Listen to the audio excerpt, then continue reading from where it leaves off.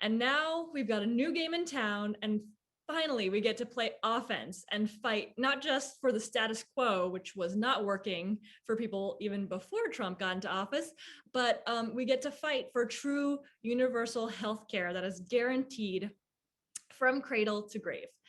And I think that, with 87% of Democrats in support of Medicare for all, it's high time that all of our elected officials fully represent us in this issue and fight alongside us. And so today, showing the way, we have a great lineup of champions from Congress and our state house, as well as activists who will talk about the need for Medicare for all, where we are in this fight and how you can get involved.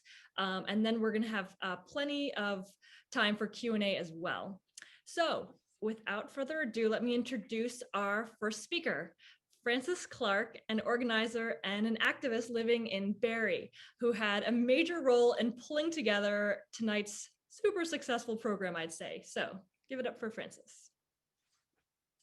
Hello, thank you all so much for joining us tonight. It is truly exciting and inspiring to see so many people from all across this great state.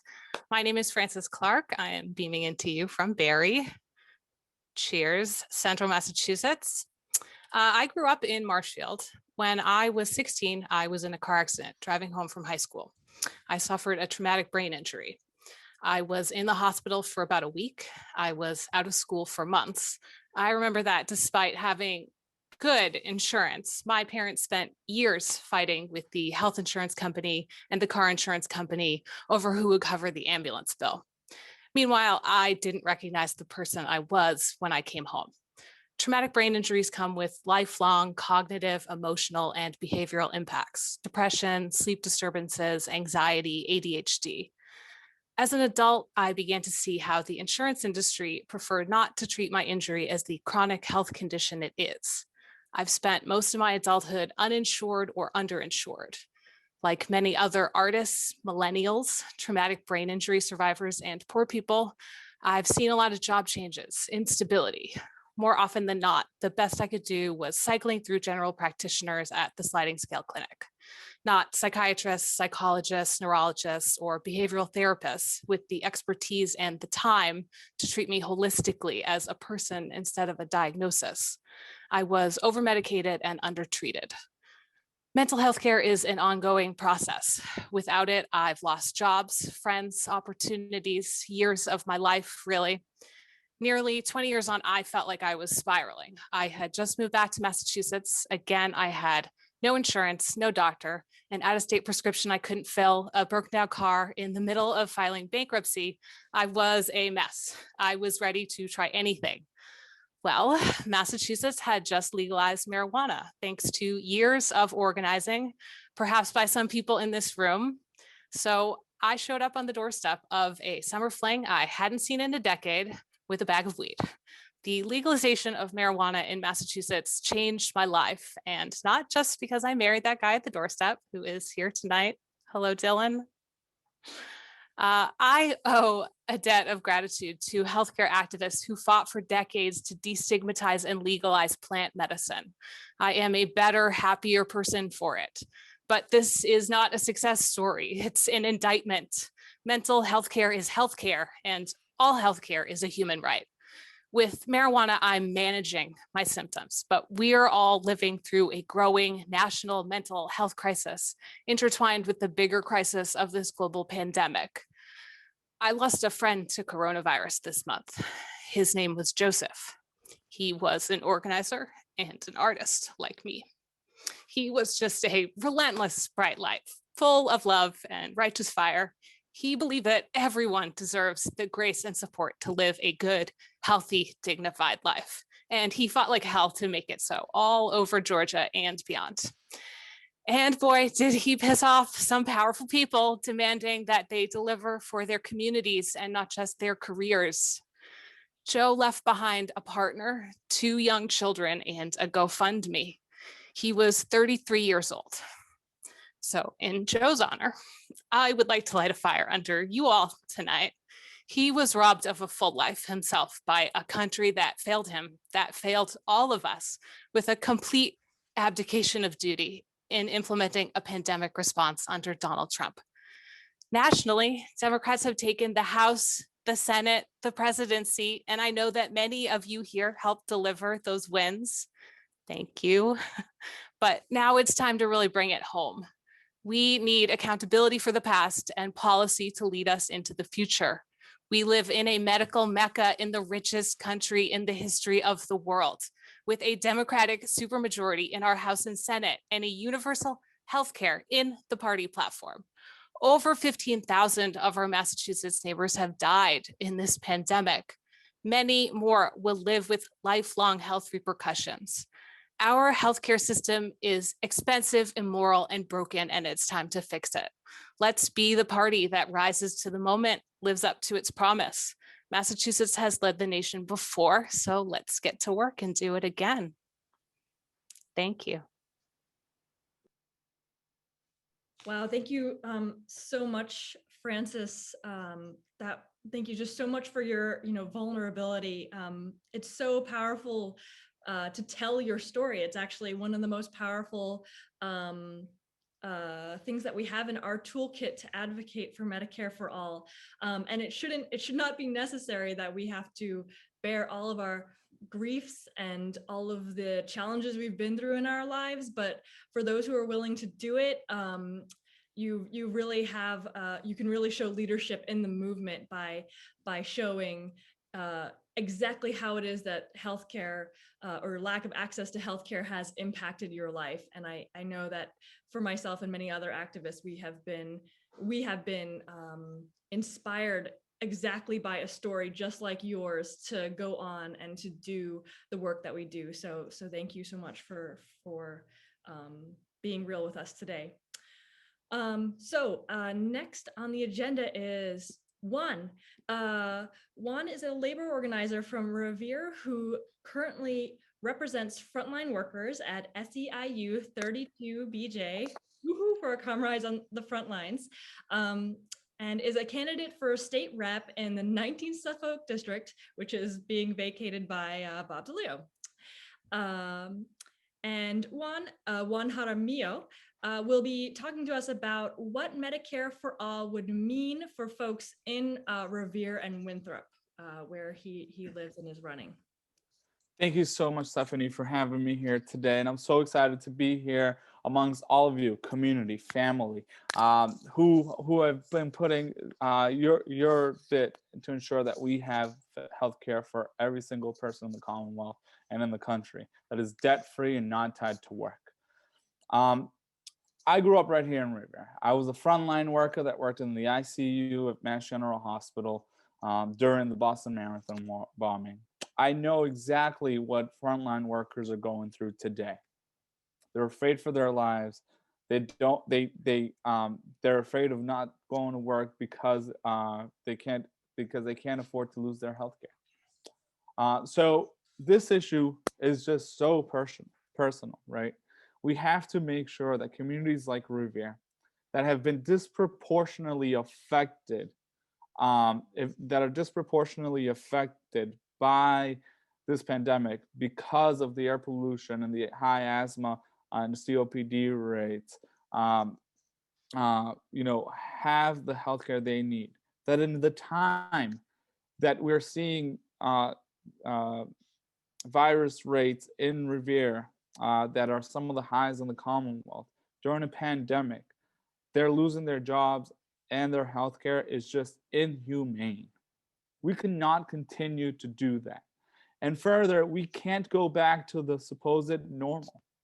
We can't go back to a time when frontline workers or any worker or even any person can't afford to lose their job because of their idea of their healthcare. As a labor leader, I sit across the way against management who leverages healthcare to continue to oppress workers in the workplace. It's one of the most expensive items every time we go to negotiate a contract. And what that means is that if they can hang healthcare over the worker's head, they can lower their raises, lower their standards of work, lower their benefits. And we cannot continue to hold up that status quo as we get out of this pandemic. The new normal cannot be even remotely close to what we had before for the people of communities like Riviera, largely immigrant communities. So I'm really honored to be here today. I really appreciate it because this community, deserves healthcare for all that is not tied to work, that is debt free. And when I say all, I mean every single part of every community in the Commonwealth. This is a largely immigrant community, a working class community that deserves this, that has stuck their neck out for us, from cleaning our beds to providing for our food system. Thank you. Wow, thank you so much, Juan, for that. How great would it be to have Juan in DeLeo's old seat? I mean, who wants that, y'all? All right, so our next speaker actually, unfortunately, Senator Markey could not join us, but he did send us a pre-recorded video. And really, does he even need an introduction after all those epic ads that he ran during the primary last year? But Ed Markey, as you know, served as a Massachusetts senator since 2013, and he's been an original co-sponsor of Senator Bernie Sanders' Medicare for All Act since it was introduced back in 2017. And Senator Markey is going to talk tonight about how the pandemic has really shown the need for Medicare for all and a little bit more about his fight in the Senate for it.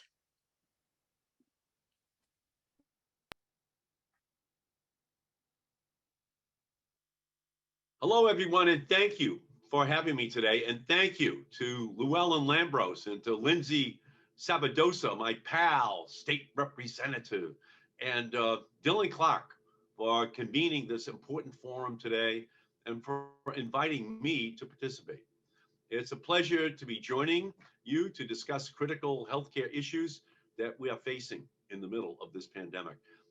As you're all meeting today, we're still in the middle of a public health emergency that has killed hundreds of thousands of Americans and sickened millions.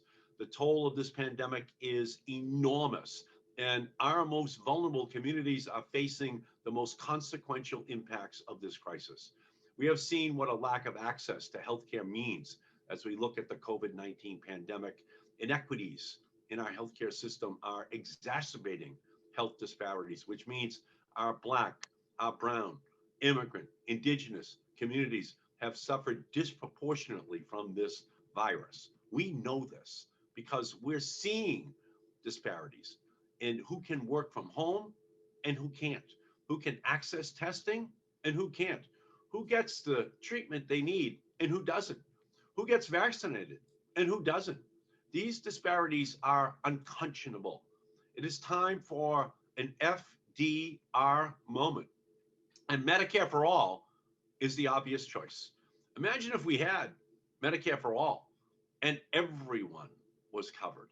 The current public health crisis lays bare just how important it is to move to universal health care and Medicare for all.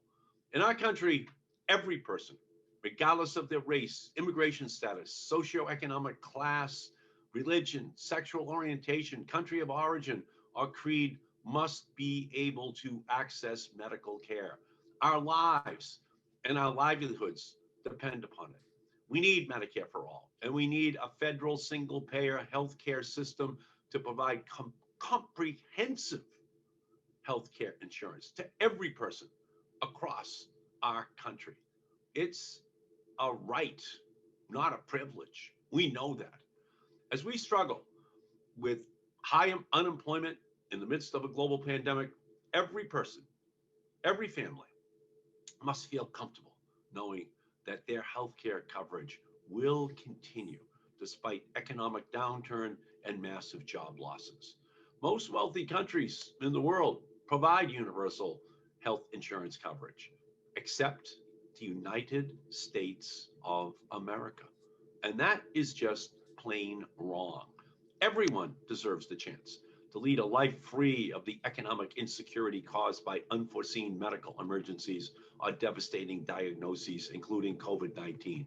And that's why I've been an original co-sponsor on Bernie Sanders' Medicare for All Act since it was first introduced in 2017, and why I believe that this system is critical to keep American families on their feet in the midst of a public emergency.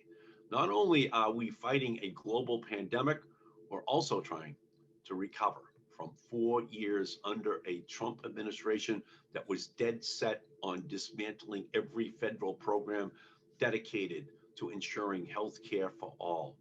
Donald Trump was criminally negligent for 4 years in his lack of concern about the health care that is provided to every American.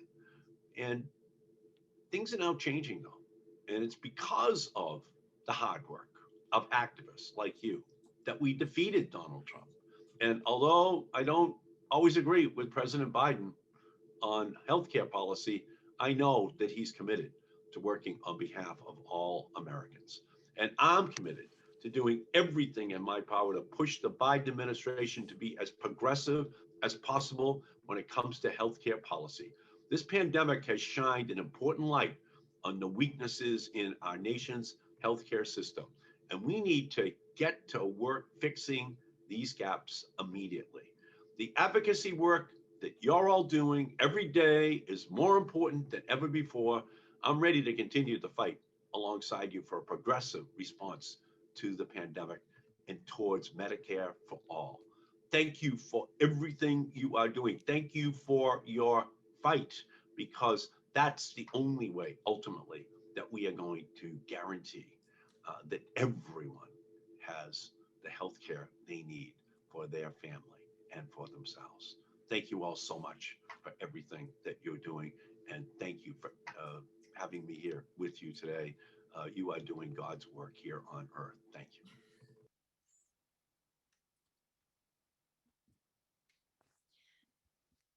Yeah, so isn't it so great to have Senator Markey representing us? He's one of 17 senators, 17 out of 100 senators, who is on the Medicare for All bill.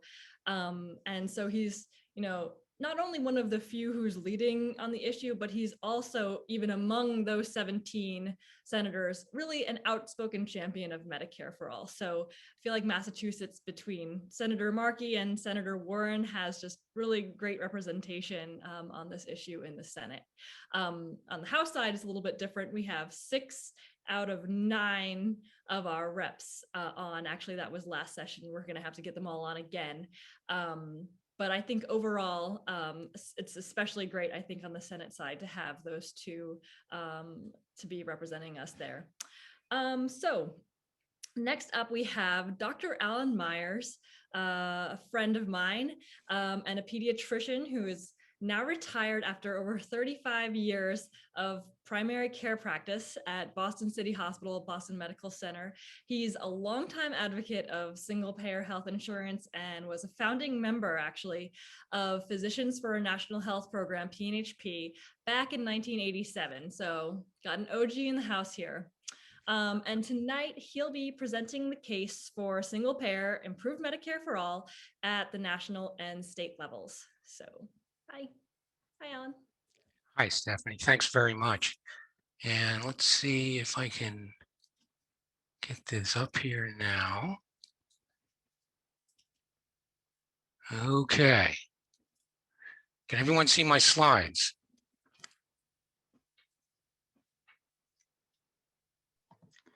No, we see no slides, Dr. Myers. Okay, let's try that again.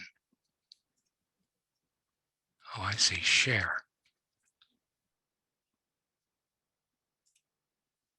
How about now? Looks beautiful. Looks beautiful. Got it? Are we there? Okay.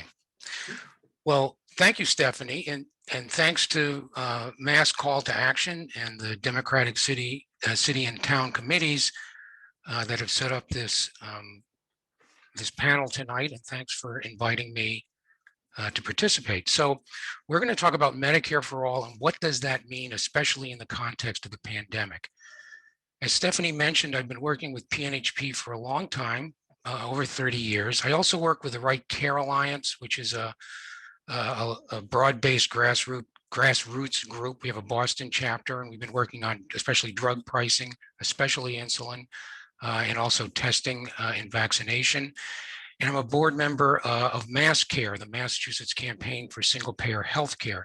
This is the coalition that is working to advance single-payer in the state of Massachusetts. And as I say, it's a coalition of some 60 or so organizations that includes the Mass Nurses Association, the Mass Teachers Association, a number of other unions as highlighted here in red. And I would encourage anyone who's listening to this presentation tonight that if you're a member of any group that supports single payer in the state of Massachusetts, that you might consider joining our coalition.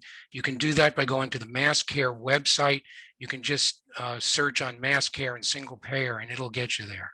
Okay, let's start with an anecdote from early in the pandemic. This was reported past March at the outset of the COVID pandemic. A 17-year-old boy in LA County who was sick with COVID presented to an urgent care clinic, but was denied care there because he had no health insurance. He was told to go to his nearest public hospital, and en route, he died. Now, of course, we'll never know if he would have lived had he been seen at that urgent care clinic. But I would hold that this is emblematic of our situation of pandemic in our current fractured healthcare insurance landscape. And things have gotten worse with the pandemic. It's estimated that 2 to 3 million additional people may have lost their employer-based health coverage just in the first 6 months of the pandemic between March and September. But that has not stopped the booming profits of the for-profit private healthcare insurance corporation giants. So United Healthcare Group, Anthem, and Humana all doubled their profit taking during the pandemic. And I think we all need to ask ourselves, is this what we want for a healthcare system where for-profit corporations and their shareholders make greater profits because there's a pandemic? This was probably the result of people not seeking care for non-COVID related problems and delayed elective procedures and so on. So the US healthcare paradox, let's call it. Amongst all wealthy nations, we in the United States have the highest costs, the highest rate of uninsured and underinsured people, and yet the poorest performance. Let's look at each of those individually. Okay, healthcare coverage. I don't know if you can see this graph in the screen the way it is, but that's us in green at the top bar. We're at over, this was a few years ago, $10,500 roughly per capita in spending. That is twice the average of comparative nations, of 10 comparative wealthy nations that you can see here, the light blue bar. And it's well more than twice what Canada spends per capita, which is highlighted here. I want you to fix this bar graph kind of in your minds, because we're going to come back and look at Canada again in just a minute. And this disparity between what we're spending per capita here in the green line and what our other comparable nations are spending in the blue line is only getting worse. It's not getting less, it's getting more with each passing year. Uninsurance, according to the US Census Bureau, the most recent data we have, 2018, 8.5% of the general population, 27.5 million people, had no health insurance at all for the entire year. So that's actually an underestimate of underinsurance. And that number and that rate has increased from the year previously by 8% or some 25.6 million people. Does it matter? Sounds like a dumb question. Does it matter if you have health insurance? Well, yes, it matters, but we like to look at data to tell us what the facts reflect. And in fact, this analysis by Woolhandler and Himmelstein from the Annals of Internal Medicine a couple of years ago held constant all other variables that they could identify in terms of health status and socioeconomic status, et cetera.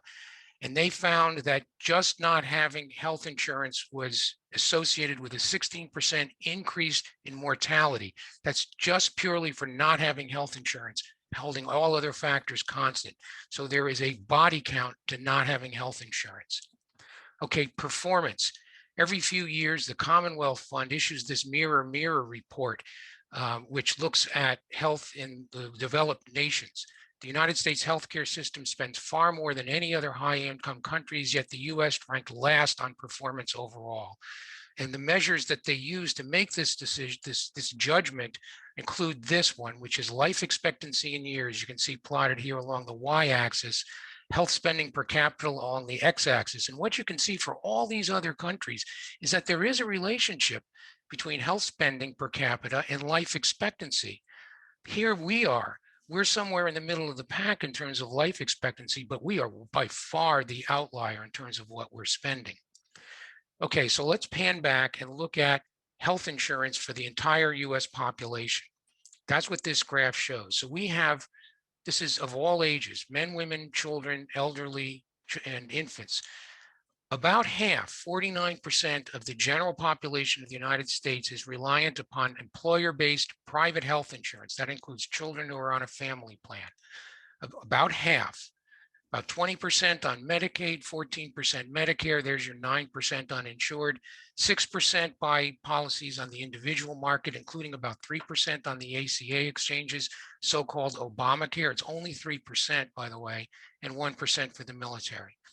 Okay, so for those people with employer-based health insurance, half the population, they've got problems. What are the problems? Number one, administrative complexity adds expense to the entire system. And this is because we have got hundreds of health insurance companies writing thousands of policies that change constantly. So to keep track of all this, it requires an enormous amount of person power.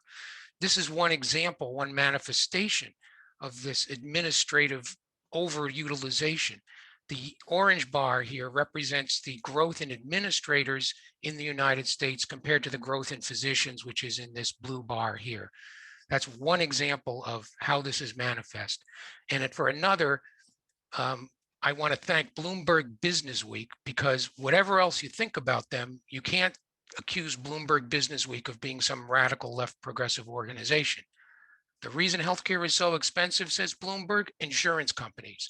The arrangement that accounts for much of the difference between health spending in the US and other places is the enormous administrative overhead costs that come from lodging healthcare reimbursement in the hands of insurance companies. Thank you, Bloomberg. Here's another way to look at it. The difference between what we're spending per capita for health and what Canada's spending, just about half of it, as shown in this graph, is due just purely to that administrative function that's necessary because of the unnecessary complexity of the arrangement that we have and tolerate here in the United States. Second big problem for people with private health insurance is high out-of-pocket costs that have consequences for real people in the real world. This is one example. You can see the growth in, this is what workers contribute in premiums to a family plan through their workplace. So that's risen in 2019 to over $6,000 out of pocket per worker on average, $14,000 for their employer. And you can see how that's grown over the last 10 years. And that's just the premiums. The deductible cost per capita has quadrupled in the last 10 to 15 years. So as a result, what you can see is that those with employer provided coverage, now it's about 28% of that group has what you call underinsurance. And underinsurance means they are spending 10% or more of their net income on out-of-pocket health insurance costs associated with their health care, not counting premiums. So after they've paid their premiums, this 28% of workers is paying 10% or more of their net income for their healthcare costs of their families. There are consequences to this kind of out-of-pocket spending. This study from just this month showed that an increase of about $10.40 per drug in life-saving medicines like statins and hypertensives caused over a 22% drop in drug utilization, and the corresponding predicted increase in mortality, 33%. 1/3 increase in mortality because people can't afford the drugs. Another way to look at that is people with lower incomes who skip needed doctor visits, tests, treatments, follow-up, medication because of the out-of-pocket costs. We are the blue bar on top. Nobody comes close to that 37, 38% of lower income individuals skipping care because of the out-of-pocket costs. Half of private health insurance is for profit. There are problems with for-profit because one way to look at it, the way I look at it, is you can't serve two masters. You're either for the best outcome for the patient or maximizing profits for your investors. You can't have both. And in fact, this study from just last month, cited by Kaiser, for-profit nursing facilities are at higher risk for COVID-19 cases and deaths. Again, you can't serve two masters. Nursing facilities with labor unions were actually found to be less likely to have COVID-19 deaths. And I don't know about you, but if I had United Healthcare as one of my insurers, I wouldn't feel great about giving my money, part of my money, to fund Stephen Helmsley's $66 million salary per year. And that was a few years ago. Is that the kind of health system that we want, that we fund multi-millionaire owners of insurance companies? I don't want that. And I suspect most of you on this call don't either. Finally, continual churn. In some surveys, labor turnover in a single year can be above 40%. So no surprise that in one study in Michigan, in 1 year, 28% of those with employer-based insurance changed plans. That's either because they had a change in their job status, they lost their job, or their employer changed plans. How many other countries, wealthy countries in the world, would a worker lose their insurance because they lost their job? The answer is zero, except for us. Okay, so that brings us to what I would always refer to as improved Medicare for all, which is synonymous with single payer. And if we're talking about a national reform, we're talking about national health insurance. It can also be state-based. What the patient sees, this is important. If we're presenting this idea to someone who's never heard it before, what does it mean for you as a patient? It means you'll have no out-of-pocket costs for comprehensive care and a free choice of clinician, doctor, nurse practitioner, hospital, etc. Those are the two pillars of single payer for our purposes.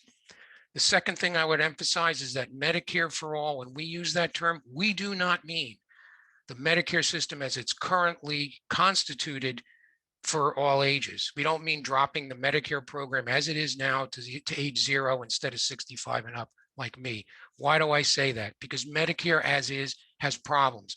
When I went on Medicare, I got this helpful email from Medicare itself. This is a screen grab of what they sent me. Medicare informed me that I could expect to pay for Medicare premiums, and Medicare charges a premium. They take it out of your Social Security, plus the Medigap supplemental policy that I would need because Part B is not comprehensive. It only covers 80%. You have to purchase additional insurance under Medicare, plus a drug plan. I could expect to spend $6,300 cash out of pocket for a year of my public health insurance. And that's if I'm healthy. If the only thing I need is a checkup and a couple of screening tests a year, that's what I can expect to pay just for me, not for my wife also. There's no family plans here. Okay, so what are we proposing to replace this with? Medicare for all, not Medicare as is. We're talking single payer, and that means one payer, the government. And it might be the state government, it might be a regional collection of states, it might be the entire nation, but the government picks up the bills, not multiple insurance companies, private insurers, not HMOs, not ACOs. Most of these proposals call for global budgets for institutions like hospitals and nursing homes. You'd fund them like the fire department. Big administrative cost savings there because the staff no longer has to account for every IV they put into a patient. They get a budget up front that's negotiated with the regional health authority. Free choice of doctor, clinician, hospital, as I said, uniform fee schedules for individual clinicians, and price controls on drug companies, very important. So the first question that comes up when you make this presentation, and it's reasonable, is how are you going to pay for it? It's natural and it's important, and there's an answer. The first point I would make to anyone asking this question is people. We're already paying for it.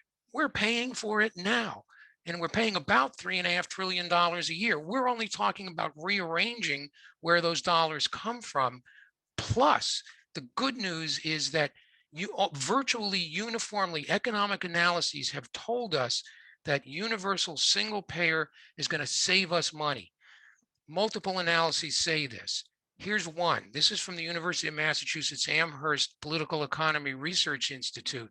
which calculated that even though there would be an increase in utilization under improved Medicare for all, overall health expenditures would drop by about 10% because of principally because of administrative streamlining. Many studies have been done that land in this range. Here's another from the Lancet from last year. This one found predicted a 13% savings in overall healthcare expenditures. And most of these analyses have landed in that 10 to 15% savings range. More recently, this is very important. The Congressional Budget Office agrees, same ballpark. The CBO in its report from from December, 2 months ago, massive study said that predicted that administrative spending would fall under the currently proposed national Medicare for all bills by $400 billion annually, around $1,000 per capita, right in that sweet spot range.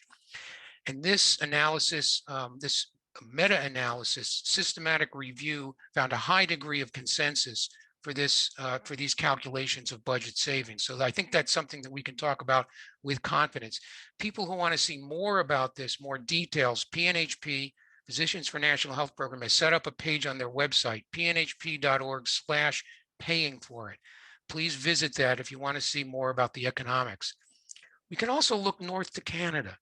This cartoon appeared in the Boston Globe during the Clinton years when they were formulating their managed competition scheme. Gosh, Bill, if only there were a fair, efficient way to give everyone quality, affordable health care.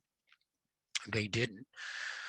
But if we look at the Canadian experience, we can see that healthcare costs per capita were traveling along an almost identical path up to the point where Canada implemented its single payer system nationwide. And at that point, you can see the divergence of what Canada pays per capita and what we pay in the United States. That's a real world example.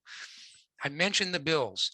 So HR 1384 is the national legislation in the House. It was begun by John Conyers back in 2003. It is now principally sponsored by Pramila Jayapal, Representative Democrat from the Seattle area. It has 118 co-sponsors, which represents 50% of House Democrats. So that you might consider that a glass half full or half empty, depending on your point of view. As Stephanie mentioned, the original bill included Joe Kennedy as a sponsor, but his replacement, Jake Auchincloss, has not stepped forward to do that, nor have Lynch, Moulton, and Representatives Lynch, Moulton, or Neal. So I would suggest if anyone watching is a constituent of these four representatives, you might consider contacting their office, letting them know how you feel about it. The Senate bill is 1129, and this is introduced in each session by Bernie Sanders as the lead sponsor. It has 14 co-sponsors, including our senators in Massachusetts, both Senators Markey and Warren, are leaders in this effort. We greatly appreciate that. And they're both referred to as the Medicare for All National Health Insurance bills. A very important companion bill that we need to know about is HR 5010. It was introduced in the last session by Ro Khanna from California. This is a bill that would facilitate the mechanisms by which the federal government, the national government, would allow the states to implement single payer. That's very important because major waivers have to be obtained in terms of Medicare, Medicaid, other government programs, the ERISA, legislative barriers all need to be dealt with. And this is one attempt to do that, HR 5010. In the Senate, I don't believe these bills have been assigned a bill number yet, but in the Senate, the state single payer bill is primarily sponsored by Senator Jamie Eldridge, and in the House by Lindsay Sabadosa, who we are fortunate to have with us tonight, and Denise Garlick. Again, this has a docket number 2656. I don't believe that's the same as the ultimate bill number. So what do these bills contain? What do they mean for us just as Massachusetts residents? First, it's the policy of the Commonwealth that healthcare services for all residents is a right. That's very important. That language is nowhere in the Affordable Care Act. No co-insurance, co-payments, no patient cost sharing, very important. Establishes the Massachusetts Healthcare Trust, which will administer the law with broad representation. Operating budgets and capital expenditures are separate. Negotiated drug prices and funds including for retraining workers who lose their jobs because of the administrative streamlining. The benefits cover all Massachusetts residents, free choice of practitioner and facility. All medically necessary care is covered, including rehabilitation, mental behavioral substance misuse services, reproductive health care, long-term and hospice care, dental care, vision, including glasses, hearing, including hearing aids, prescription drugs, and medical equipment. The funding would be through an employer payroll tax of 7.5% to 8%, an employee payroll tax of 2.5%, self-employed tax of 10%, all with $20,000 exemptions, and a tax on unearned income of 10%.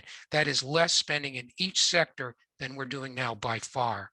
I'll end with some good news, and that is the public is already with us. Multiple surveys show majority support in the general public for Medicare for All. This is one of the more optimistic. It showed 85% support among Democrats and actually more than 50% among Republicans, with an overall support of 70%. Physicians are already there. We're with you. 56% support in this Merritt Hawkins poll from a few years ago. And I'll end by citing the results of the last November election. In the House, there were 112 co-sponsors of Medicare for All on the ballot. Every one of them won their race. Thanks. Thank you so much, Alan. It's so infuriating to me every time I hear about where exactly our healthcare dollars are going, and that's to administration and profits, and what the impact is when people tell their healthcare stories about what that means actually on the other side of the ledger. And my husband, he came from Denmark to live with me in Boston when I got a job here doing single payer work, and I had to explain to him, he at 40 years old for the first time in his life, he'd never heard of a network. Didn't know that he couldn't just go to any doctor he wanted to here in Massachusetts. Didn't really understand the concept of like pre-authorization. It was just whatever his doctor in Denmark told him he needed, he would get. It didn't depend on his health insurance at all, which was the same for everybody. It's whatever your doctor says you need. So yeah, it's night and day between what a single payer system is, and even in Massachusetts, where we think we have universal health care, but it's actually a really inequitable and inefficient system. Okay, so next up we have Rep. Sabadosa, Lindsay Sabadosa, the state representative from First Hampshire, elected in 2018. And she is the lead sponsor of the Medicare for All legislation in the Massachusetts House, and also co-founded the very first Medicare for All caucus in the state house. So welcome, Lindsay.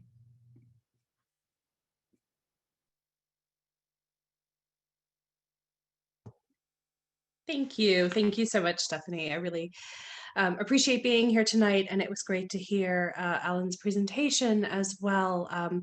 And I think we'll cover a tiny bit of some of the things that he mentioned, because I'm going to delve in to the state level bill, which he is correct, currently only has a docket number. We will have official numbers coming up, but for the purposes of all of you this evening who are going to call your state reps and senators after this and ask them to co-sponsor the legislation, we are starting off this session with HD 2656 and SD 546, filed by Representative Garlick, myself, and Senator Eldridge on the Senate side. So let's see if I can, there we go. What does this bill do? Now, I have given this presentation across the state many, many times, so I've tried to break it down for you this evening a little bit more simply, so we can get through what is a really radical piece of legislation in about 10 minutes. So the first thing that this bill does is declares that healthcare is a right. It eliminates copays, deductibles, coinsurance. It creates a healthcare trust, and we're going to get into what that means a little bit more in the next few slides. It does indeed levy a payroll tax to fund the trust. Massachusetts has a flat tax that is written into our Constitution. Because you are all here listening to a presentation about Medicare for All, I am sure you all care about progressive revenue as well. And that flat tax is one of the things that makes it very, very difficult for us to have a progressive revenue system in the state. And so the payroll tax that we'll discuss tries to get at that and add a little bit more equity to how we fund state-based single payer. It sets forth all of the covered care. And here we go. What is the healthcare trust? So it pays for all of the medically appropriate care in the state performed by all eligible providers, and we will discuss that later on. And your provider is chosen by you, by the resident. So a lot of people think Medicare for All is going to mean that the state is going to choose who you go to see, who your doctor is, where you get your healthcare. Simply not the case. And it also provides for capital investments to make sure that every corner of the state has adequate healthcare facilities and resources. Now, I live in Northampton. I am right next to Holyoke, where we've seen hospital closure after hospital closure. That is true in many parts of the state. And I feel that this piece of legislation, coupled with decisions that the Healthcare Trust could make, is one of the best things that we could do to make sure that healthcare remains equitable and accessible in all corners. And that's just Massachusetts. If we talk about what a federal level bill could do in areas of this country where people live in rural communities and have very limited access to healthcare, it could really be a game changer. So who is eligible to receive healthcare? This part of the bill has been changed in this session, and that's because Senator Eldridge and Representative Garlick and I have again traveled around the state and heard how people access healthcare. So we're following the same rules as Mass Health right now. We got rid of some of the restrictions that had been in previous versions. And we added this component about non-residents who work more than 20 hours in the state and who pay state taxes. Super important because a lot of people live in New Hampshire, Rhode Island. Massachusetts is a small state. And we need to make sure that people who pay into the system are able to access care. Also, non-residents who need emergency treatment. Now, in this presentation, I don't get into exactly how that's funded, but it would be the responsibility of the Healthcare Trust to negotiate that. Who is eligible to provide care? Again, we're not trying to limit providers in any way, shape, or form. We're trying to make sure that you can access your provider. So none of those networks that Stephanie mentioned, they would have to be licensed to operate in Massachusetts, and they would have to sign an agreement with the trust. And we want to emphasize that providers need to follow state and federal guidelines. So that's meeting safe staffing guidelines, making sure that they are providing adequate quality of care, and any other requirements that the trust might set forth. So who is on this healthcare trust? There would be a board of trustees with 29 members, the top three exactly who you'd expect: the Secretary of Health and Human Services, Secretary of Administration and Finance, and the Commissioner of Public Health.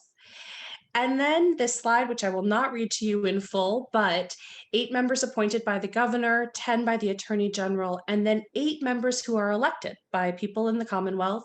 And they would represent each governor's council district, meaning that they would come from the different corners of the state. And that really helps us achieve the regional equity that we want.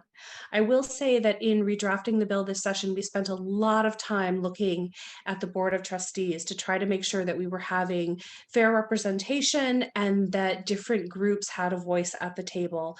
I think that as we move forward, we'll continue to discuss this section, but it's seen a lot of changes that I think will help this bill move forward, with an emphasis, of course, on making sure that there were disability rights organizations, people who were familiar with racial disparities in healthcare and could speak to that, epidemiologists, people involved in labor organizing, and the list really does go on. The board will hire an executive director whose job is really sort of the nuts and bolts of how we provide healthcare in the Commonwealth. So that person would have to establish an enrollment system, seek the waivers and exemptions that Alan talked about, which are really critical to making sure a state level program could function. This bill, more than probably any other piece of legislation, has enormous interplays with federal policy as well. And so at the end, when we talk about how do we actually get this, one of the key elements is making sure that we have a governor who is also supportive, because those waivers are negotiated through the executive branch in Massachusetts. This person would also negotiate drug prices being one of the major costs to people in the Commonwealth.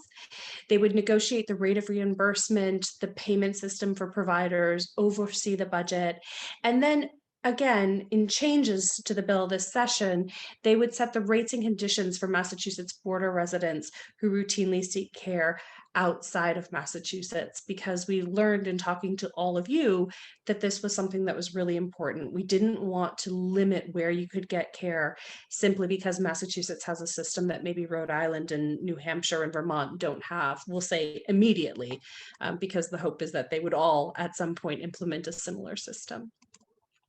The executive director would then appoint the heads of 5 different operational divisions. Some of them are pretty self-explanatory: regional planning, information technology. These are people that would handle statewide education programs, hold public meetings, develop the IT system that works with medical and dental facilities, maintains confidential records, and so forth. So we have the board that sort of handles appointing the people who would handle the day-to-day operations of the trust. Now, I won't go into detail here, but these are my favorite slides because Alan said a few of the things that are covered, and it is really beautiful, the amount that you can actually cover using the funding mechanism that we'll discuss very, very shortly. Our current healthcare system does not treat a patient as an entire body. We kind of break it apart and say the brain goes over here, the eyes go over here. You can have coverage for this, but not for that. And maybe on a day, that starts with M, you can have that covered. And if the day starts with T, this other thing will be covered. In the Medicare for All system, there is a way, it is possible to treat a person as a whole person. We include things like language interpretation, which you would think would be fundamental and yet just isn't, prescription drugs, long-term care, hearing aids, all of the things that any person would need to actually be healthy. So when we talk about how do we pay for it, we're talking right here about how do we actually make sure that there's enough money in the trust to pay the providers and to keep the system running. But I think the piece of Medicare for All that always gets left out is that if you actually provide preventative care, you save money, and that's harder to quantify, right? Because I can't tell, I'm just seeing Dylan on my screen. I don't know if because I treat Dylan's diabetes today, I don't know that Dylan has diabetes, I'm making this up, that won't prevent further complications down the line. I can expect that, but I can't quantify that number. So when we talk about how do we pay for it, I'm going to explain simply how do we get dollar here and into the trust. But I want everyone to leave tonight thinking, not only do we pay for this truly, but we save money because we keep people healthy. And that's what we need to remember. And when we save money by keeping people healthy, that means our state, our government has money to do other things that keep us healthy, like feeding people, like making sure they can get to work on public transportation, all of those social determinants of health that are critical to health. So very shortly, again, we have a flat tax in Massachusetts, so we have to go with payroll because we can't use income tax. We are doing an employer payroll tax of 7.5%, and the employee pays 2.5%. We're exempting the first 20,000 of payroll, but we have added a surcharge for larger employers of 0.5%. There's also a 10% tax on self-employed people, exempting the first 20,000 of income. Now, I was self-employed for many years, and I can tell you that is an enormous bargain because there is no way that you can purchase health insurance for less than that. We also have 10% on unearned income, excluding the first 20,000, but we are not charging money on Social Security, pensions, unemployment. I can't tell you the number of people who are calling me now because they realize how many taxes they earn on unemployment. That would not be included. So, as simple as it seems, I promise this actually pays for all the coverage that we just set forth. And then finally, how do we enact this? So I gave you the bill numbers. Not all of you are my constituents, so call your legislators and ask them to co-sponsor this bill. And then, more importantly, we need to get the community on support. There's an enormous number of people on this call tonight, and that's wonderful, but we need maybe 15 times the number of people on this call, or 115 times the number of people on this call. So pass a resolution at your town meeting or your city council, host community events, write op-eds, create a Medicare for All hub in your community, and then elect people who really support Medicare for All, because we can't do this without more elected officials who truly support this legislation, and we certainly can't do it without a governor who supports it. Thank you very much. I hope I was in time, Stephanie. That was awesome, Lindsay. Concise and so much information in 15 minutes. Yes, I love and am so inspired by the vision of the healthcare system that you just laid out. And I also love that you are calling on us to actually put our money where our mouth is and actually get on the ground and fight for it. And again, you can do that through so many organizations that are fighting for Medicare for All, local DSAs or MassCare or local Democratic chapters that are fighting for Medicare for All.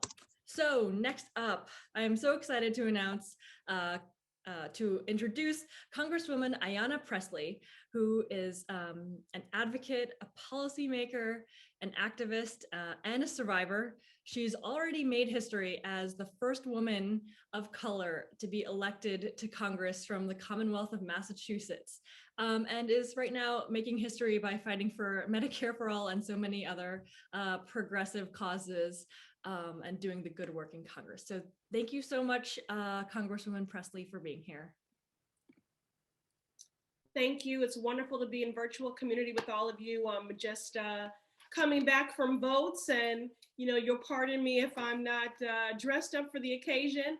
This is an organizing meeting, so this is how I dress when I'm organizing. And I am wearing my unapologetic hoodie because I'm unapologetic in the demonstration of my love language, which is policy. And I'm unapologetic in the pursuit of justice in all of its forms. So I'm pleased to join you all this evening as your Congresswoman, for those of you who live in the Massachusetts 7th, but moreover as your sister in solidarity and in this struggle. And I want to thank Francis for working closely with my team to ensure that I could be a part of tonight's event. And I want to thank Mass Call to Action, Mass Cares, and of course our Democratic Town Committees. Thank you for what you do year round, for your organizing and your advocacy on behalf of our neighbors. I'm actually going to go off script a little bit. It is Black History Month, and I thought I would just center the conversation. You might be aware that 2 days ago, I rolled out a resolution for a federal job guarantee, which builds upon the legacy of many civil rights leaders in the acknowledgement that economic justice is racial justice, and certainly healthcare justice is racial justice. And so I wanted to bring into the space the words of Fannie Lou Hamer, who said that, what do I think of my country? What is there which elevates my shoulders and stirs my blood when I hear the words, the United States of America? Do I praise my country enough? Do I laud my fellow citizens enough? What is there about my country that makes me hang my head and avert my eyes when I hear the words, the United States of America? And what am I doing about it? Fannie Lou Hamer.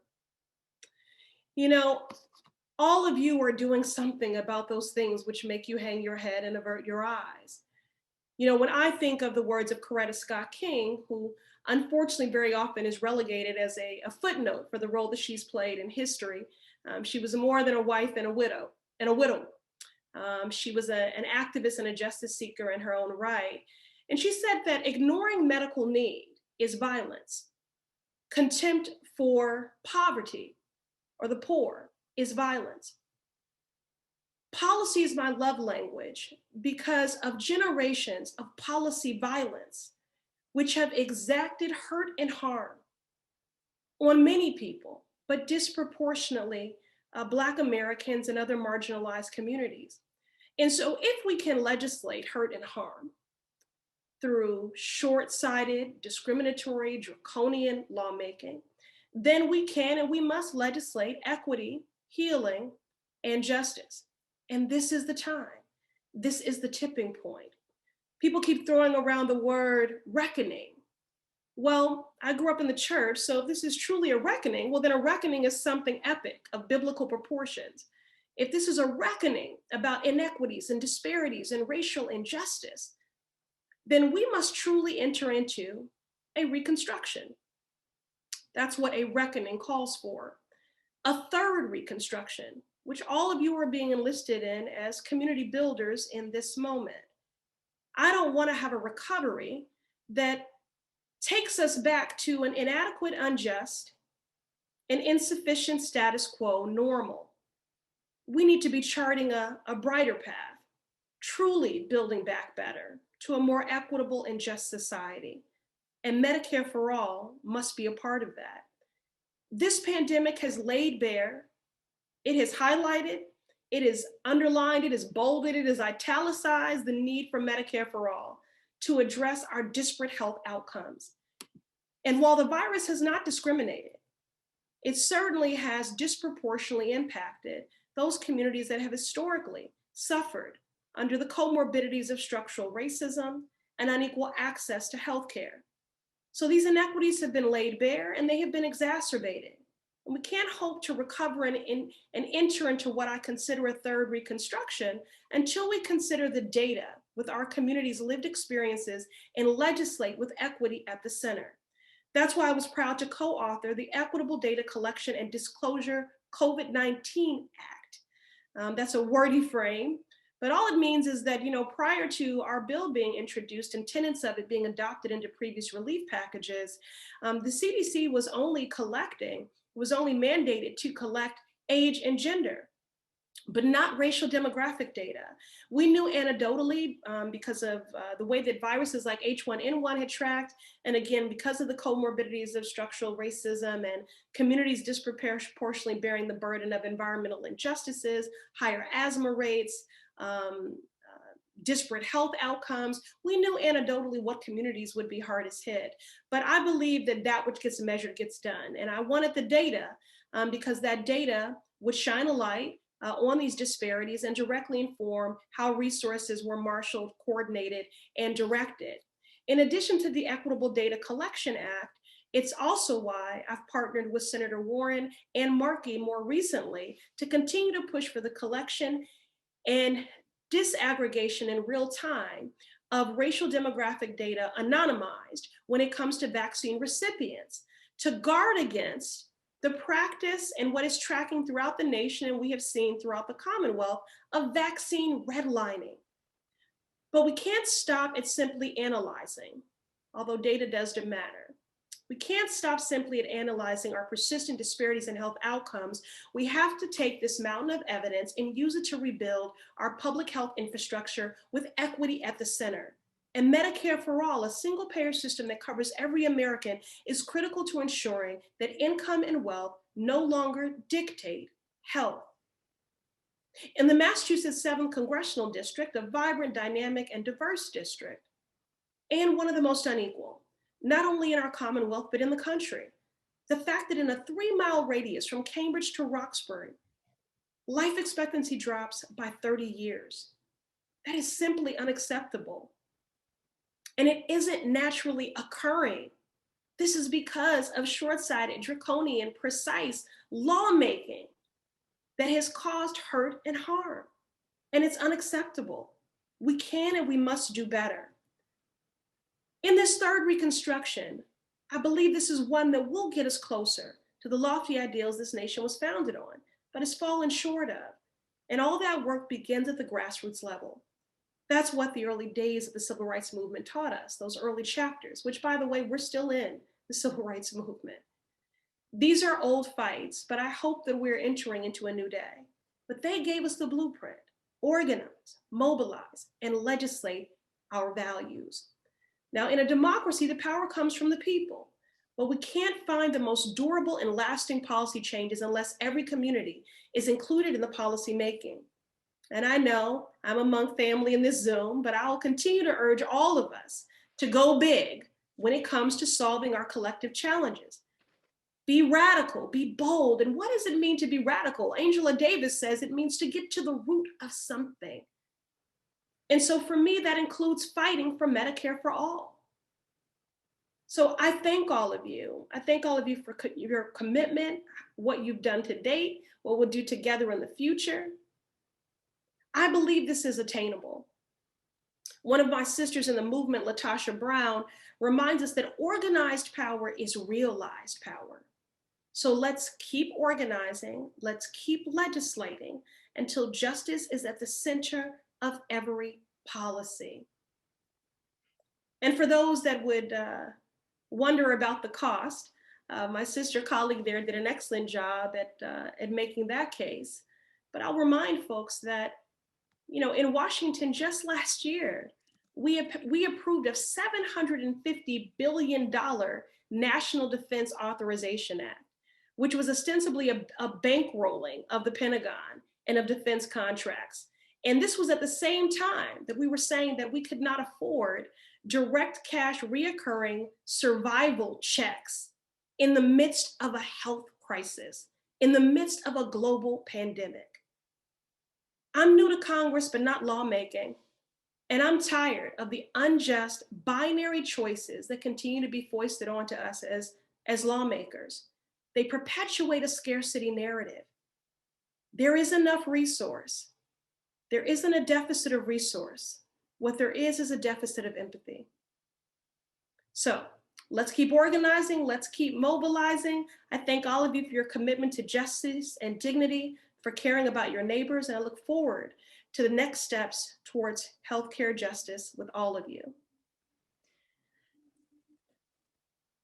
Thank you so much, Congresswoman Presley, for your committed support to health equity and for drawing attention so clearly to the disparities and the inequities perpetuated by the system. I think it's important to recognize that Medicare for all, it will do a lot towards addressing some of these equities, but it's actually not going to by itself resolve the toxic racism that is experienced by Black and Brown patients and people in their just daily lives that directly contributes to poor health outcomes. So Medicare for all is really kind of a floor, and there are so much more work we need to do to address health inequities on top of Medicare for all.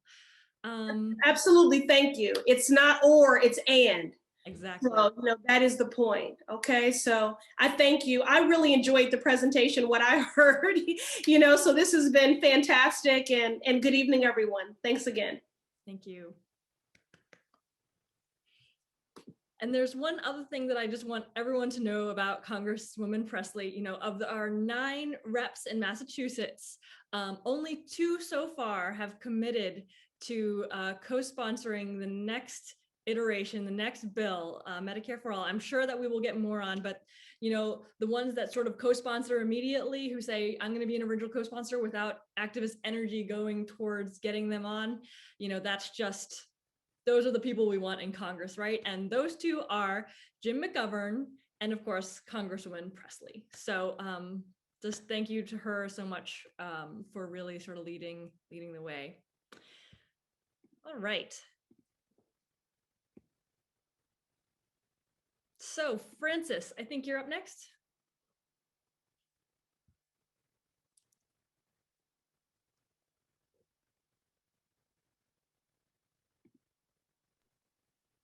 Hello. Yeah, so we are going to have a little Q&A, so please stay tuned. We're taking a few of your questions. I know a lot of you submitted them to us ahead of time. Thank you. But while we just wait for a moment, we're going to drop a link in the chat, just a quick survey. We would really appreciate if you would just fill that out for us so we can stay in touch. We're going to send you a whole long list of action items so that we can get to work, make Medicare for all happen here in the Commonwealth. So please click that link in the chat. You see Betsy, Dylan, they have all dropped that for you. And we will be back in a second with a little Q&A. And again, thank you, Stephanie, also so much for moderating. We are so appreciative of you. Sorry for kind of winging it. I hope it's going okay. I would never have guessed.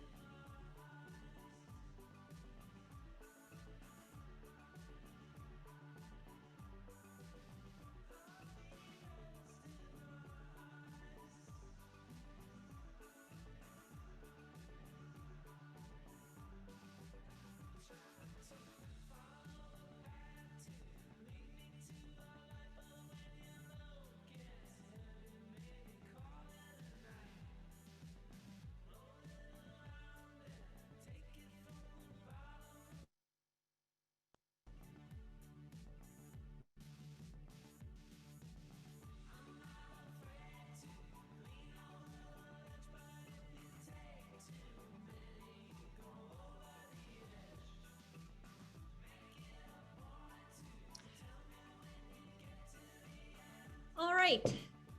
So we have quite a lot of questions we want to get to, and I'm thankful for everybody for sort of sitting through an hour of being talked at, and now we get to sort of answer some of your questions and have a little bit more interaction. So first question, I am an outreach counselor at ServiceNet and a member of UAW Local 2322. I'm also a member of my union's bargaining committee, and I want to thank Rep. Sabadosa for her support as we negotiate for better wages at ServiceNet. My question relates to Medicare for All and labor. During last year's presidential primary, some Democrats said that Medicare for All poses a threat to the healthcare benefits unions have won through difficult negotiation efforts.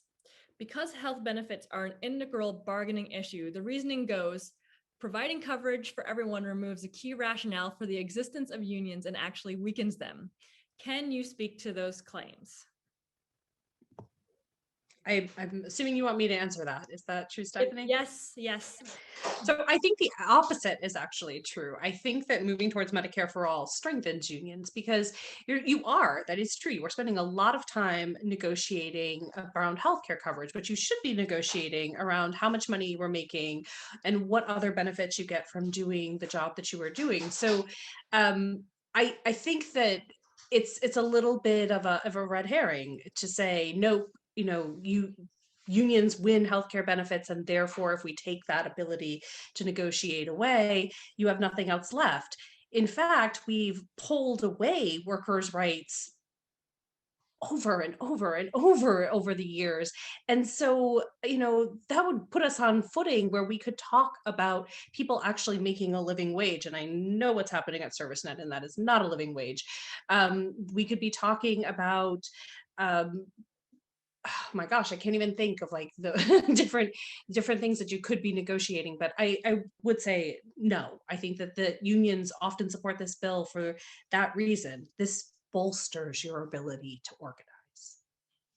And I see Alan raising his hand. I think it's also the case that Medicare for All, as it's been laid out in Representative Sabadosa's bill and others, including the national bill, provides far better benefits than I think any union contract that you can identify anywhere in the country. If anybody can prove that wrong, please let me know, because I think that's the case. Pensions, that's the word I was looking for, pensions, retirement.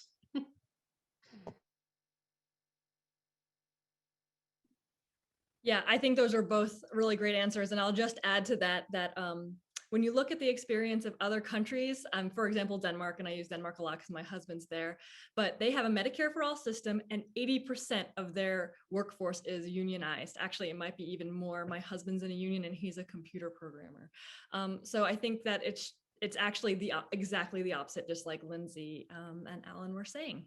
So next question. If someone is traveling, this is a question that's very specific about the bill, actually. If someone is traveling out of state and has a medical emergency, would that be covered by our state plan? Absolutely. So the healthcare trust in the state plan has the ability to negotiate. So it would be much like if you are currently on Mass Health and you go out of state and you have a medical emergency, your health insurance would be billed in that case, Mass Health, if it's the state plan or the private insurer that Mass Health negotiates with. So the same thing would happen. The hospital, or wherever you get care, would send the bill to the healthcare trust and it would be taken care of. So really, I think if you go back to Alan's chart where we sort of see how 50% of the population is already on a state run or federally run program, a public program, it's really not that it's not that different.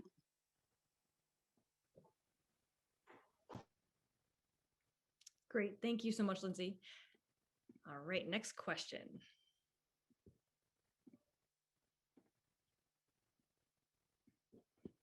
And while I pull up this this document, yeah, I'll just say that sometimes people feel like because state single payer is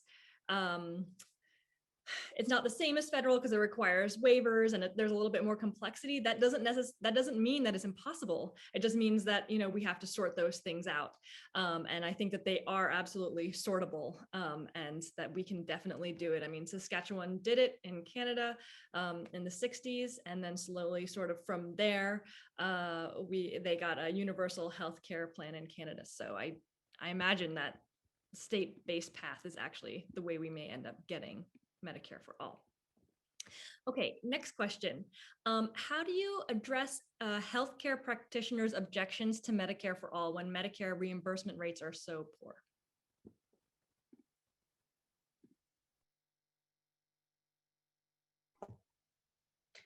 Well, I mean, I think that we can start off by saying it's a lot of times people hear the word Medicare for All and they assume that the reimbursement rates are going to be exactly the same as Medicare. I don't think that's true. We do talk about how the healthcare trust is responsible for determining what rates are. And you know, I think the other piece of this is, yes, it's very true. The current Medicare rates are very low, and some insurance companies pay really well and others don't. And so providers are always sort of existing in this balance between what is a good rate and what is a poor rate. I think that if we are putting everybody into the pot, we can come up with a rate that, sure, is not going to be the highest. So maybe Blue Cross Blue Shield is paying $170 for, you know, a regular checkup, and Mass Health is paying less, but we can find somewhere in the middle. But that's the beauty of Medicare for All. When you are pooling and putting everybody into that pot, then you can come up with reimbursement rates that keep people employed, keep facilities running, and we've seen that happen in every other country in the world. Go ahead, Alan. Yeah, and I would just add that, again, if we looked at the Canadian experience, Canadian physicians make about roughly what their US counterparts make. And if you compare the average worker pay in the United States to what physicians make here, it's about the same ratio in Canada. Canadian physicians are not dissatisfied with their situation economically. That's been shown again and again. And this idea that Canadian physicians are migrating here is a myth. Actually, more physicians in the United States have migrated to Canada.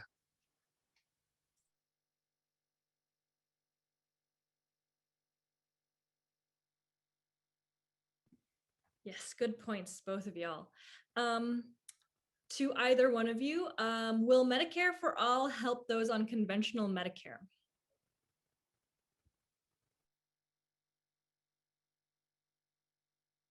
Well, speaking as someone who's on Medicare, yeah, let me have it. I mean, as I showed you on the slide, I'm going to pay personally, I'm going to pay over $6,000 in cash to Medicare because I have to buy extra insurance. It is complicated. And the data show that at the average senior, and I'm a physician, I get confused. It is so complicated to figure out what's adequate coverage. I don't want to have to shop around for healthcare coverage. One of the myths is, and this is propagated by opponents of Medicare for All or any public approach. I can show you quotes from Paul Ryan, for example, that people need to have the right to choose what they want. And, that's a crock because we all need, if you think about it, we all need the same thing. We need comprehensive coverage without out-of-pocket costs. That's it. None of us knows what we're going to need in the coming year. I may need nothing but a checkup, and a flu shot or a COVID shot. But I might go out and get hit by a bus, or I might get a cancer diagnosis. And if I don't have coverage, I just need coverage for what might happen, for comprehensive care. You can summarize it in 8 words. Everybody needs ready access to comprehensive care without financial barriers, or even better, with no out-of-pocket costs. That's what we need. It's the same thing for every man, woman, and child in this country and really on the planet.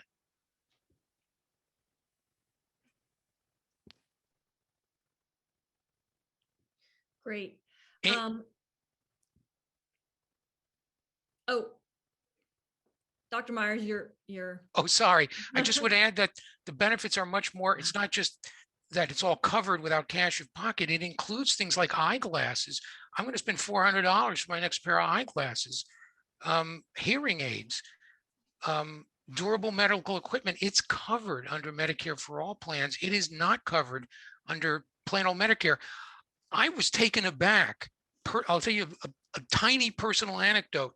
I went to get a shingles vaccine because it's recommended for people my age. $160 out of pocket for the first shot, and Medicare doesn't cover it. But if I get covered with shingles and I'm in agony, Medicare will pay for the drugs and the treatment that I'm going to need so I can sleep at night through the pain. But Medicare isn't paying for the shot that could prevent it. Go figure. Next question, and I sort of have thoughts on this, but I want to hear from y'all too. Is Medicare for All who want it a reasonable way to get people to see the value of a government-run single-payer program?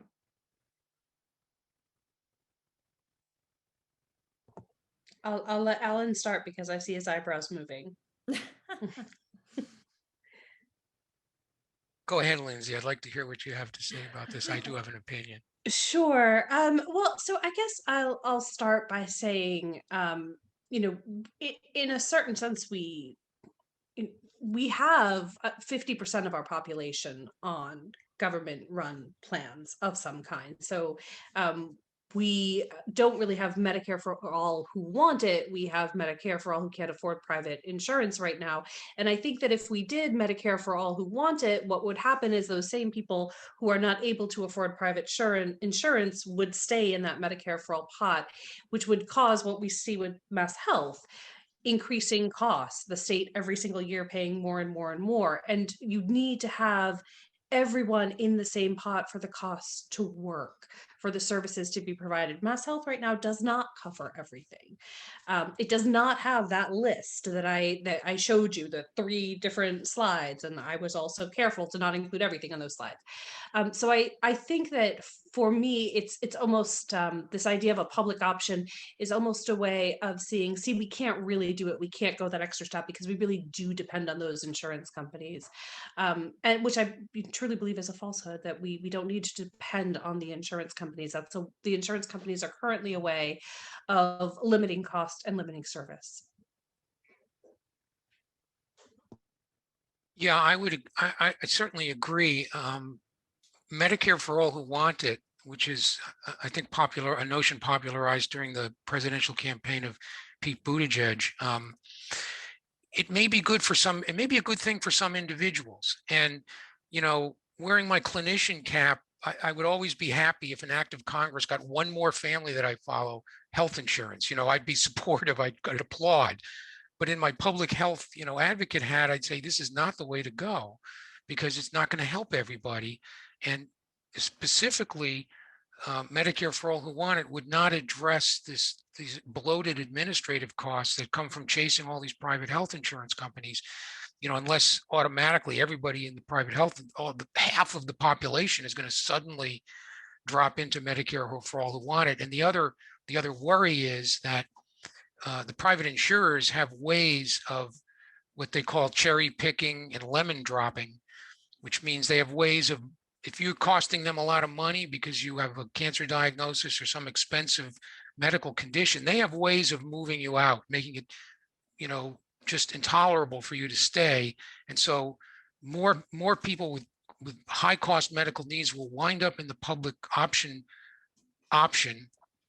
And the ones that have, few medical needs will be cherry picked to stay in the private health with the private health insurers, and it'll make that disparity even worse. So there's that problem as well.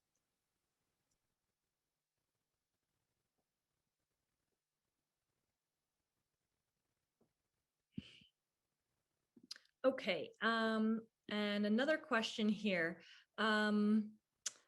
Could we get some background on the 10% tax on self-employed? That includes rideshare drivers and other gig economy workers. Even with the first 20K exempt, that's a lot of money. I feel like it shouldn't be the same percentage as unearned income.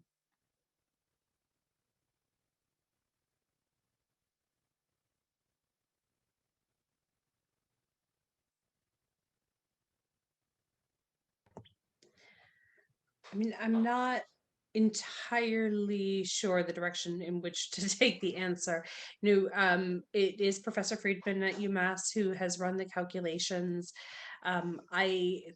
We've gone again and again at this 10%, even with the first 20% exempt, for most people, being less than what they're currently spending. Now, if you are a very high wage earner, and I suppose if you are an Uber or Lyft driver, you might fall into that category where you make a lot of money, you will be paying more. And I think the argument is that a Medicare for all system is really a system that focuses on public good. I know that if I have to pay more because it means that my next door neighbor is getting health insurance coverage, and that's a thing that I want to do. Because in the end, it costs all of us if people aren't covered. And we see that with rising premiums. I mean, we see premiums rising now during a pandemic, even though people are using less healthcare.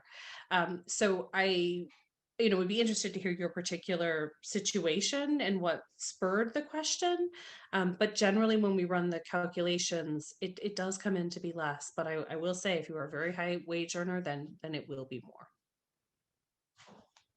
Yeah, I don't have much to add to that, except that I know that Jerry Friedman, who did these calculations, he reviewed it again this year to make it even more progressive and sort of plugged in a lot of the holes he thought existed, where some maybe lower earning people would actually end up paying a little bit more. And so I don't exactly know how it works, but I know that that he's looked at it with an eye for making sure that everybody, including gig workers and everybody else, is going to be paying proportionally, which is exactly how it should be, right? So instead of paying a flat premium, you're going to be paying proportionally to what you earn.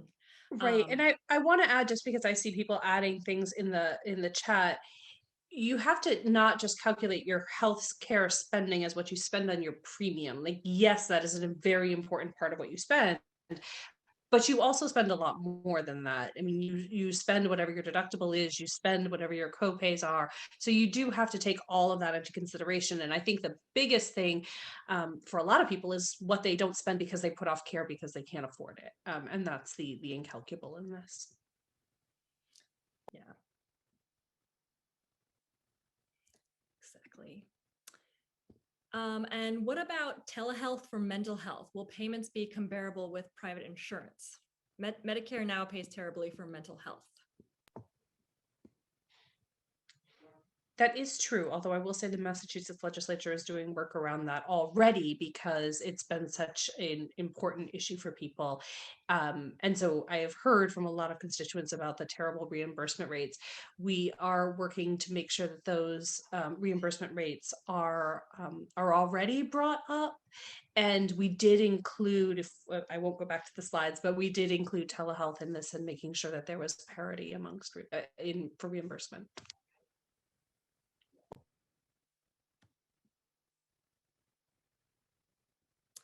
How would Medicare for All integrate with other social determinants of health, such as affordable housing?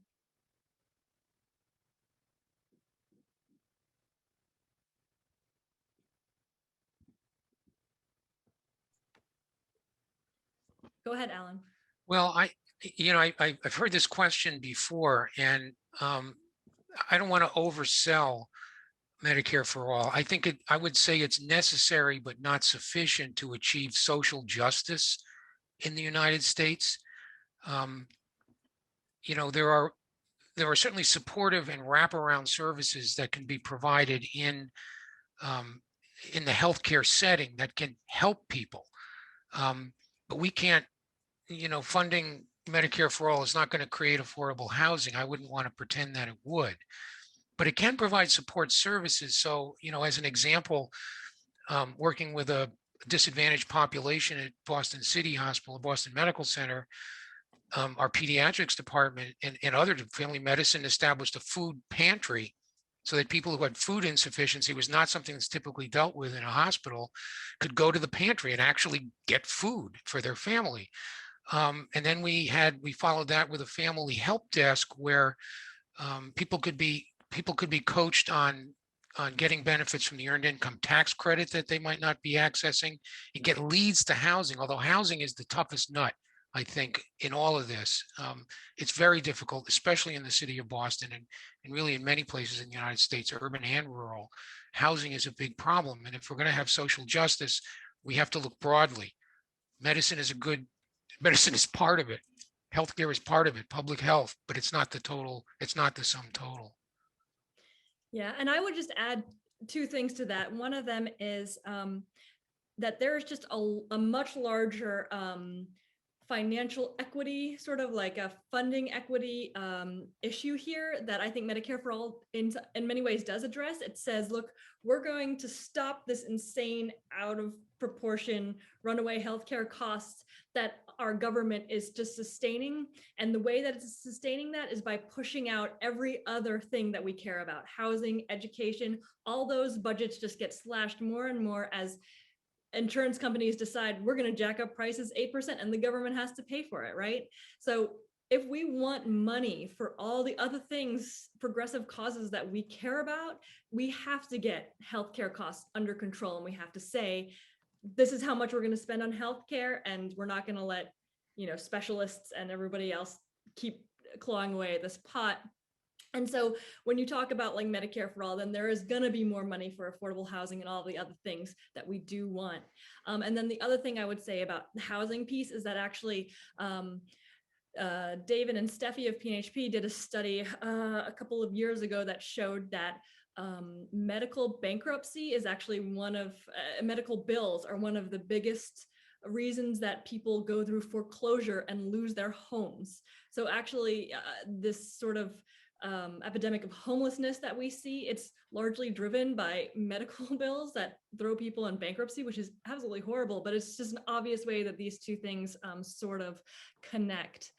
Okay, so I think that we unfortunately will not have a chance to go through everybody's questions, but you can certainly email us and we can try to answer your questions if you still have one that you didn't feel was answered.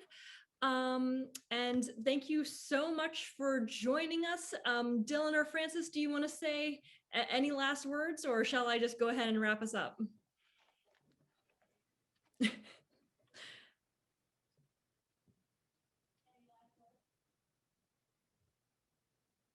Any last words, Dylan? Oh, do I have any last words? Sorry, I had to get a new cell. I just feel like the Um, organizers of the event should sort of have the last word, but I can also just wrap us up. Well, this was a fantastic evening, and I'm really, really appreciative that everybody made it out and took time out of their busy Tuesday evenings to just listen to some of the most prominent activists in our state and to, into one another. And we invited every Democratic town, ward, and city committee in the state. So we've been emailing and calling day and night for the last few weeks. Frances Clark, my beautiful wife, did so much. Llewellyn Lambros, Joel Greenberg, Betsy Chase, Bob Massey, John Cass, Kelly Cobb Lemire. Just so many people put in so much time from the Berkshires to the Cape. And this is really awesome. And we're going to do more of these forums in the future, every few months. So we'll be in touch. Fill out the survey if you haven't already. And yeah, there's a lot of people to thank, but thank you, Stephanie, for holding this all together. This is really amazing. Thank you, Stephanie. Yeah, and thank you so much to everybody in the chat who was so engaged. So many questions, so much conversation going on. This is great, and I am looking forward to organizing with all of you this year as we go on offense for Medicare for All. Yeah, I look forward to seeing everyone in this room again. All of you. All of you. See you.